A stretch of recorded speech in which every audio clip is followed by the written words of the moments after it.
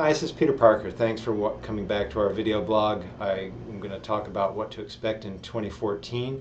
In this video, I hope you've had a chance to look at our previous video, which talked about recapping 2013 and the conditions that affected buyers and sellers here in the greater Sacramento area. So looking ahead, just this past week, Fed Chairman Bernanke made another announcement concerning tapering off the purchases of the mortgage-backed securities and bonds. We had expected interest rates might go up again sharply, although this time people knew basically all the way from June that this was probably coming, and he only is going to taper the purchases by about 8%, and he's given a little bit more of a long-range view of what to expect. So that said, we hopefully won't see the sharp rises and sudden rises in interest rates that we did this past summer, but by the same token, interest rates already have crept up a good bit. For the most part, they're in the upper fours now. And secondly, as of January 1st, many mortgage lenders are going to be under a whole new set of guidelines for processing loans and giving people pre-approvals. So just to boil it down, what does that mean for you if you're thinking of buying or selling a home here? Basically, if you're a buyer, there's probably not going to be any advantage in waiting.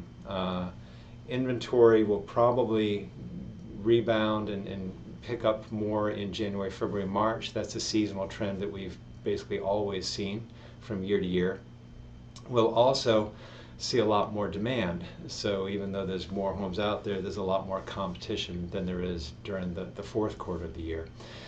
Interest rates, people are still predicting by the end of the year they'll be above 5%. Some people think as high as 5 3/8. So again, with every 0.5% that interest rate goes up, buyers lose 5% of their purchasing power.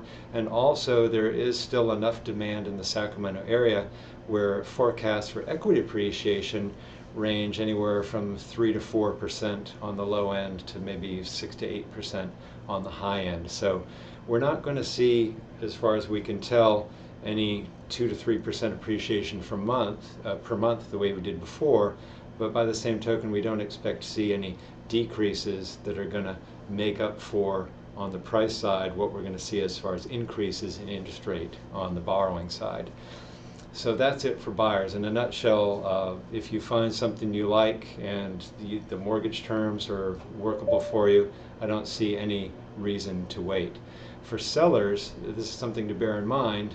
Everything that we just said about buyers affects you too, because obviously selling your house is a function of supply and demand in terms of the price you can obtain, the amount of interest that you're going to get to drive demand and increase that price potentially.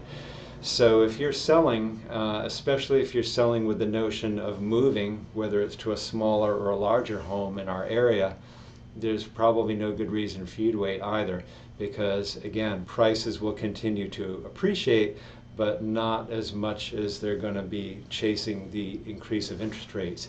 And furthermore, as those two things happen, your supply of buyers who are willing and able to buy your house is always shrinking.